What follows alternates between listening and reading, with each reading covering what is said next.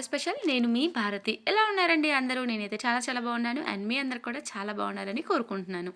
ఈరోజు నేను మీకు ఒక ఇన్స్టెంట్ బ్రేక్ఫాస్ట్ రెసిపీని చూపించబోతున్నానండి. అది కూడా ఎటువంటి పప్పులు, రైస్ ఏమీ లేకుండా ఎంతో హెల్తీ అయిన ప్యాన్ కేక్స్ చూపించబోతున్నానండి. అండ్ ఈ వీడియో చూసే ముందు మన ఛానల్ కనుక ఎవరైనా ఫస్ట్ టైం చూస్తున్నామంటే ప్లీజ్ సబ్స్క్రైబ్ చేయండి. అలానే పక్కన బెల్ ఐకాన్ కూడా హిట్ చేయండి.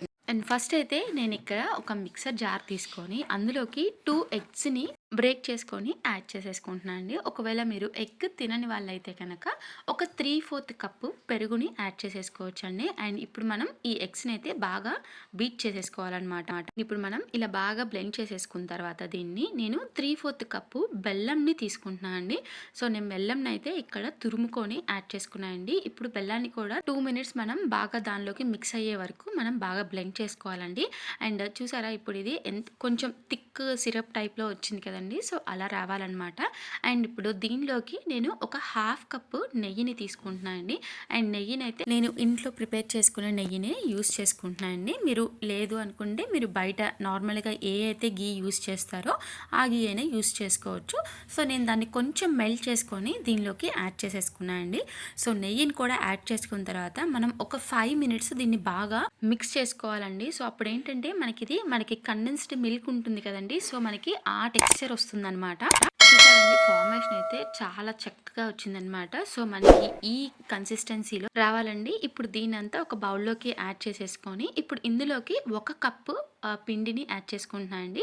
అండ్ నేను ఇక్కడ గోధుమ పిండిని తీసుకుంటున్నాను అండి. సో నేను ఇక్కడ హాఫ్ మెజర్ ఉన్న కప్పుని తీసుకున్నాను కాబట్టి సో 2 కప్స్ అంటే 2 హాఫ్ కప్స్ని యాడ్ చేసుకున్నాను. టోటల్ 1 కప్పుని యాడ్ చేసుకొని ఇందులో ఉండలు ఏమీ లేకుండా బాగా కలుపుకోవాలండి. అండ్ ఇందులోకి ఒక 1/2 స్పూన్ బేకింగ్ పౌడర్ అండ్ అలానే ఒక 1/4 స్పూన్ బేకింగ్ సోడా కూడా యాడ్ చేసుకుంటున్నాను అండి. సో ఈ రెండింటిని యాడ్ చేసుకున్న తర్వాత పిండి మొత్తం కూడా బాగా కలిసిపోయేలాగా బాగా కంబైన్ చేసుకొని పెట్టుకోవాలండి. ఇప్పుడు మనం పిండిని ఇలా కలుపుకొని పెట్టుకున్న తర్వాత దీనిలోకి ఫస్ట్ అయితే ఒక 1 కప్పు పాలని యాడ్ చేసుకుంటున్నాను అండి. ఇందులోకి మనకి మొత్తం కూడా 1.5 కప్పు మిల్క్ అయితే పడుతుందండి. కానీ మొత్తం ఒకేసారి కాకుండా ఫస్ట్ 1 కప్పు పాలని యాడ్ చేసుకొని బాగా మనం పిండిని బీట్ చేసేసుకున్న తర్వాత ఉండలేమీ లేకుండా స్మూత్ బ్యాటర్ లాగా చేసేసుకోవాలండి. సో మనం అలా కలుపుకొని పెట్టుకున్న తర్వాత ఇప్పుడు ఇంకొక 1/2 కప్పు పాలని యాడ్ చేసేసుకుంటున్నాను అండి. అండ్ అంతేకాని దీనిలోకి వాటర్ అయితే అస్సలు యాడ్ చేసుకోకూడదండి. సో ఇలా మొత్తం ఒక 1.5 కప్ మిల్క్ని యాడ్ చేసుకున్న తర్వాత ఇలా పిండినంతా కూడా బాగా కలుపుకొని పెట్టుకోవాలండి. అండ్ ఇందులోకి నేను మైదా కానీ షుగర్ కానీ అస్సలు యాడ్ చేయలేదండి. అండ్ మీరు ఇందులోకి కావాలనుకుంటే కనుక కొన్ని కట్ ఫ్రూట్స్ కానీ లేదంటే కొన్ని డ్రై ఫ్రూట్స్ కూడా యాడ్ చేసేసుకోవచ్చు అండి. సో మనకి బ్యాటర్ కన్సిస్టెన్సీ అయితే ఇలాగా ఉండాలండి, జారుగా కొంచెం. సో ఇలా మనం ప్రిపేర్ చేసుకున్న తర్వాత స్టవ్ మీద ఒక ప్యాన్ని పెట్టేసేసుకొని కొంచెం వేడైన తర్వాత మనం కొంచెం బ్యాటర్ని యాడ్ చేసేసుకొని అంటే ఎక్కువగా స్ప్రెడ్ చేయొద్దండి. నేనైతే ఒక 2 గరిటెల పిండిని యాడ్ చేసుకొని లైట్గా స్ప్రెడ్ చేసుకున్నాను అండి. అండ్ ఇందులోకి మనం ఆయిల్ కూడా వాడాల్సిన అవసరం లేదండి. ఎందుకంటే మనం బ్యాటర్ కలుపుకునేటప్పుడే చక్కగా నెయ్యి పాలు యాడ్ చేసుకున్నాం కాబట్టి ఆయిల్ అస్సలు అవసరం ఉండదు.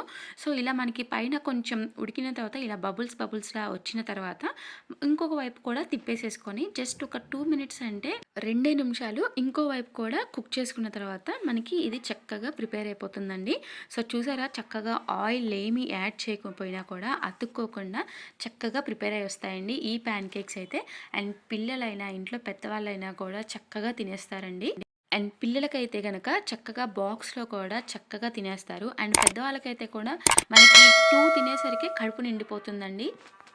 సో చూసారు కదండి చాలా ఈజీగా అప్పటికప్పుడు ప్రిపేర్ చేసుకునే బ్రేక్ఫాస్ట్ రెసిపీ అయినా అండ్ మీరు దీన్ని డిన్నర్ రెసిపీస్గా కూడా యూస్ చేసేసుకోవచ్చు అండి చక్కగా. అండ్ ప్రిపరేషన్ కూడా చక్కగా త్వరగా కూడా చేసేసుకోవచ్చు అండి. మీకు ఈ రెసిపీ నచ్చినట్లయితే ఖచ్చితంగా ఒక లైక్ చేసి మీ ఫ్రెండ్స్ అండ్ రిలేటివ్స్కి కూడా తప్పకుండా షేర్ చేయండి. అలానే ఈ రెసిపీని మీరు కూడా మీ ఇంట్లో ట్రై చేసి మీ ఇంట్లో వాళ్ళందరికీ కూడా తినిపించండి. ఇలాంటి మరిన్ని రెసిపీస్ కోసం మన ఛానల్ కనుక ఫాలో అవ్వకపోతే వెంటనే మన ఛానల్ని ఫాలో అవ్వండి. Thank you for watching. Signing off మీ భారతి.